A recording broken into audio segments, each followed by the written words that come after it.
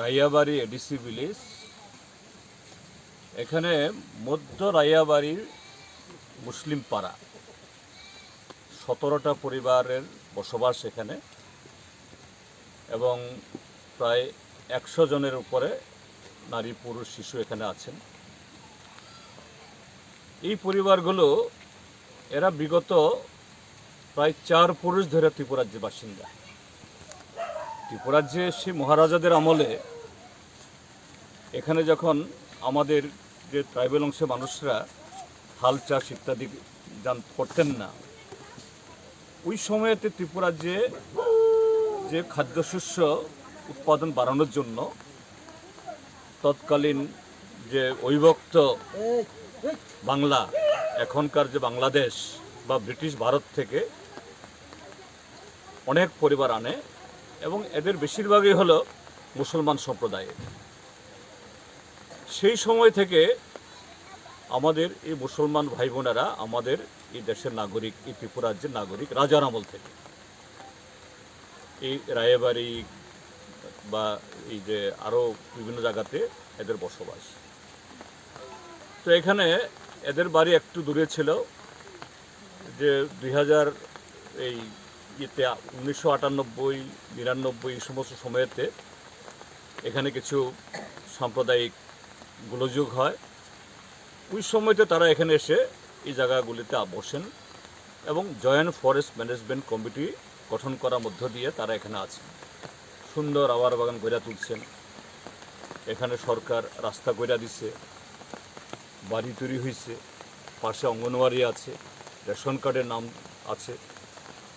কিন্তু 2018-তে বিজেপি সরকার আসার পর তাদের চোখ পড়ল এখানে এই সম্প্রদায়ের লোকদেরকে এখান থেকে তাড়াতে হবে এবং কিছু কায়েমি স্বার্থ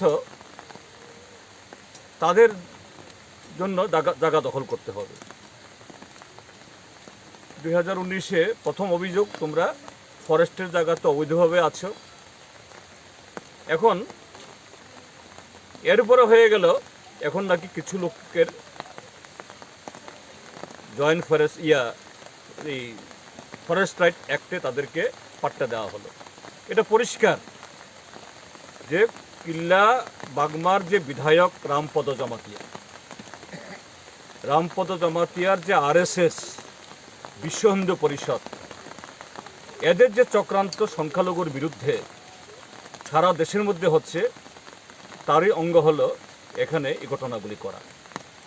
এবং এইভাবে এরা যে দুইটা সম্প্রদায়ের মধ্যে বিভেদ তৈরি করতে চায়। ত্রিপুরাজ্যের মধ্যে দুইটা সম্প্রদায়ের মধ্যে বিভেদ কখনো ছিল না। মুসলমানদের সাথে ত্রিপুরাজ্যের ট্রাইবেল, জমাতিয়া হোক, দেববর্মা হোক, রিয়াং হোক, হিন্দু মুসলমান দুই ধর্ম, কিন্তু ত্রিপুরাজ্যের ইতিহাসে কোনোদিন কোনো ধরনের যে বিভেদ নেই, একেবারে একটা পরিবারগত সম্পর্ক। কিন্তু এই বিজেপি সরকার আসার পর বিশ্ব হিন্দু পরিষদ RSS এখন এই বীজ ঢালার চেষ্টা করছে এবং এই বৃষ্টির মধ্যে এটা যে নিষ্ঠুরভাবে, অমানবিকভাবে বুলডোজার দিয়ে ভেঙেছে, যা ত্রিপুরাজ্যের মধ্যে আমরা কখনো দেখিনি এরকম বর্বরতা। ত্রিপুরাজ্যের মানুষ নিন্দা করছে, আমাদের পার্টি ভারতের কমিউনিস্ট পার্টি, মার্ক্সবাদী, বামফ্রন্ট, আমরা নিন্দা করছি এবং এর বিরুদ্ধে সরকারকে আমরা সতর্ক করছি। প্রশাসনকে বলবো আর এক চুল না গিয়ে যাদের বাড়িঘর নষ্ট করা হয়েছে ক্ষতিপূরণ দেওয়ার জন্য এগুলি আবার পুনরায় যাতে তারা দাঁড় করাতে পারেন। এদের আবার বাগান ভাঙা হয়েছে, জীবিকা নষ্ট করা হয়েছে, তার জন্য মিটিয়ে দেওয়া হয় এবং এখানে শান্তি বজায় করে রাখে এবং অবৈধভাবে যে ফরেস্ট পাট্টা ইস্যু করা হয়েছে এগুলো যে সবটা বাতিল করা হয়।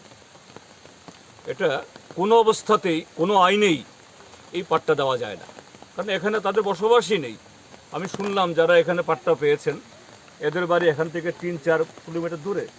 হ্যাঁ, ট্রাইবেলদের পাট্টা হওয়ার অধিকার আছে, এটা কেউ বিরোধিতা করে না।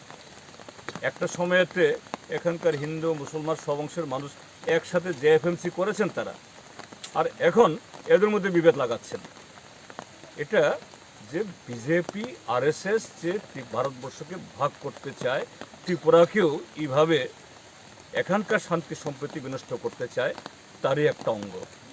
এটাকে রুখতে হবে। এটাকে রুখতে না পারলে পরে আগামী দিন এই ঘটনা এখানে থেমে থাকবে না, অন্য জায়গাতেও আরও বহু মানুষের উপরে এই ধরনের হামলা তারা করবে।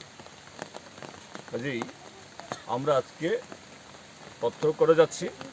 আমি এখান থেকে ফিরে আমি ডিএমকে বলবো যাতে আর একচুলও তারা না এগোয় এইভাবে, এবং তাদের সম্পূর্ণ যে ক্ষতিপূরণ যেন তারা পায় এবং এদের থাকতে পারে সে ব্যবস্থা করে।